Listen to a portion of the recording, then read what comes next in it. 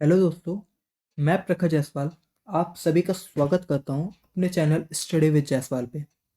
तो आज की वीडियो बीए प्रोग्राम के उन स्टूडेंट्स के लिए इम्पोर्टेंट होने वाली है जिन्होंने ओनली 10th तक हिस्ट्री पढ़ी है और अब उनको ग्रेजुएशन में भी हिस्ट्री पढ़नी है।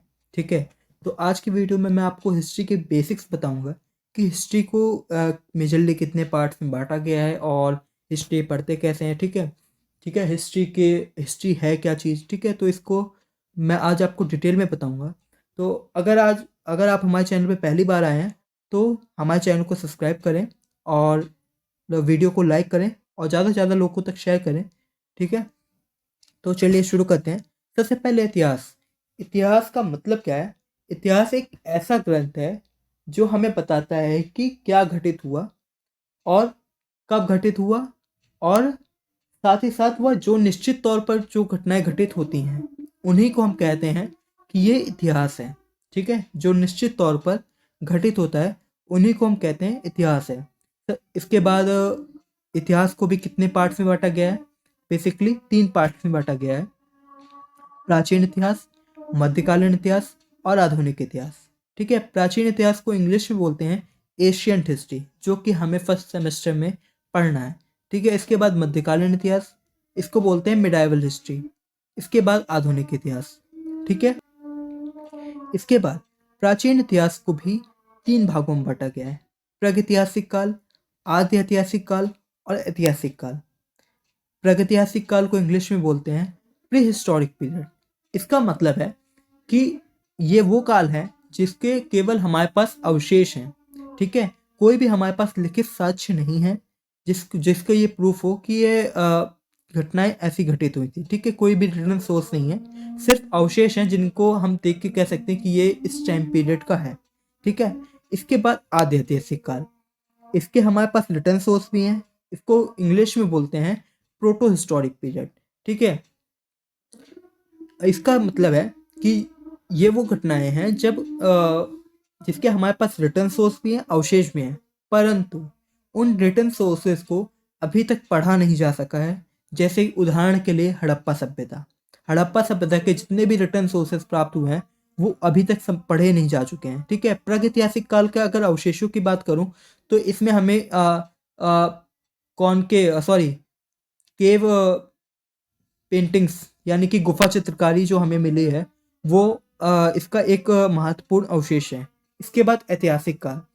ये वो काल है जिसके हमें रिटर्न सोर्स मिले हैं और उनको रिटर्न सोर्सेस को पढ़ा भी जा सकता है। उदाहरण के लिए अशोका इंस्क्रिप्शन। तो मैं इसी चैनल पे आप लोग के लिए बीए प्रोग्राम के चैप्टर एक्सप्लेनेशंस की वीडियो लाऊंगा।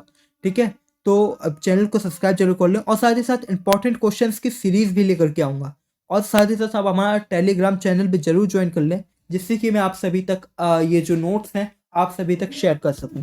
ठीक है, इसके बाद प्रागैतिहासिक काल को भी जो बांटा गया है मेजरली 2 पार्ट्स में बांट दिया गया है: पाषाण युग और ताम्र युग। पाषाण का मतलब होता है पत्थर और ताम्र का मतलब होता है तांबा। ठीक है, पाषाण युग का मतलब आपको सुनने ही समझ में आ रहा होगा, सुनते ही समझ में आ रहा होगा कि पाषाण यानी कि जब मनुष्य ने पत्थरों के उपयोग से नई नई चीजें बनानी शुरू कर दी, तो तभी से वो जब तक उसने पत्थरों के उपयोग से नई नई चीजें बताई, कुल्हाड़ी बनाई, हथियार बनाए, तो उसी युग को क्या कहा जाता है? पाषाण युग कहा जाता है। वो प्रागैतिहासिक काल की घटना है। ठीक है, ताम्र युग। जब मनुष्य ने तांबे का यानी कि पहली धातु जो उपयोग करी थी वो करी तांबा। तो जब तांबे का उसने इस्तेमाल करना शुरू कर दिया, मतलब करीब 1000 साल तक उसने तांबे का इस्तेमाल किया, यानी कि 3000 बीसी से 2000 बीसी तक। तो इसको ही ताम्र युग कहा जाता है। ठीक है, पाषाण युग में भी तीन कैटेगरीज हैं। ठीक है, पाषाण युग को भी 3 भागों में बांटा गया है। दैट इज पूरा पाषाण काल, मध्य पाषाण काल और नवपाषाण काल। ठीक है, आपको इसको जब मैं आपको चैप्टर एक्सप्लेनेशन बताऊंगा तो डिटेल में बताऊंगा कि ये सारी चीजें हैं क्या। देखिए, पूरा पाषाण काल में क्या हुआ था? मनुष्य ने आग का आविष्कार कर लिया था, अभी इतना समझ लीजिए। ठीक है, मध्य पाषाण काल में मनुष्य ने पशुपालन की शुरुआत कर ली थी। मनुष्य ने अपने पशुओं को, पहले क्या था, पूरा पाषाण काल में क्या था, मनुष्य एक शिकारी हुआ करता था और बाद में जब उसका धीरे धीरे मध्य पाषाण काल में उसका दिमाग विकसित हुआ तो उसने पशुओं को देखा कि इनको पाला भी जा सकता है, तो उसने पशुओं को पालना भी शुरू कर दिया। उसके बाद नवपाषाण काल में उसने पशुओं की सहायता से कृषि करने की शुरुआत करी और वो धीरे धीरे मनुष्य की सभ्यता का विकास हुआ। ठीक है, आई होप आप सभी को इतना समझ में आ गया होगा। ठीक है, अब आप सभी ये जानते हैं कि जो जितनी भी हिस्ट्री है वो है डेट्स के बिना अधूरी। ठीक है, तो इसके लिए मैं डेट्स बताता हूँ आपको। प्राचीन इतिहास का जो टाइम पीरियड माना जाता है वो लगभग माना जाता है जब से मानव की उत्पत्ति हुई है तब से लेकर के 712 ईस्वी तक। ठीक है, डेट्स में अलग हो सकता है थोड़ा बहुत ऊपर नीचे, एनसीईआरटी में कुछ मिलेगी, रेफरेंस बुक में कुछ अलग मिलेगी, एसओएल की बुक में कुछ मिलेगी, पर जो जो सबसे सटीक टाइम पीरियड माना गया है, जो सबसे ज़्यादा बुक्स वगैरह में लिखा है, वो यही है कि जब से मानव की उत्पत्ति हुई तब से लेकर के 712 ईस्वी तक। मध्यकालीन इतिहास की जो टाइम पीरियड है 712 ईस्वी से 1707 ईस्वी तक। ठीक है, उसके बाद आधुनिक इतिहास की 1707 से आधुनिक 1707 से 1947 तक।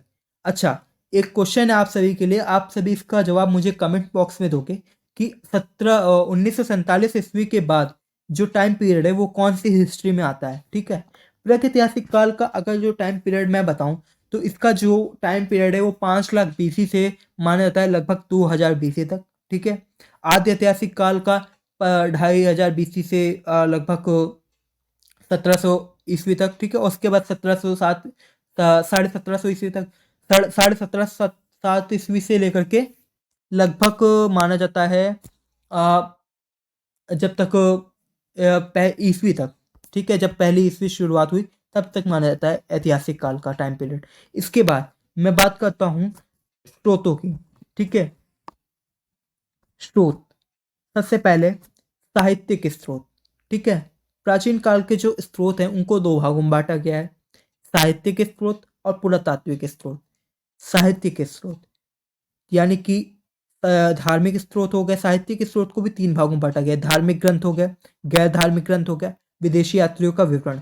धार्मिक ग्रंथ यानी कि जैसे जो भी रिलीजियस बुक्स हैं उनको हम कहते हैं कि ये इतिहास का एक साहित्यिक स्रोत है। ठीक है, गैर धार्मिक स्रोत जैसे कि किसी राइटर ने कोई बुक लिखी, फॉर एग्जाम्पल चाणक्य। ठीक है, उन्होंने कौन सी बुक लिखी थी, अर्थशास्त्र।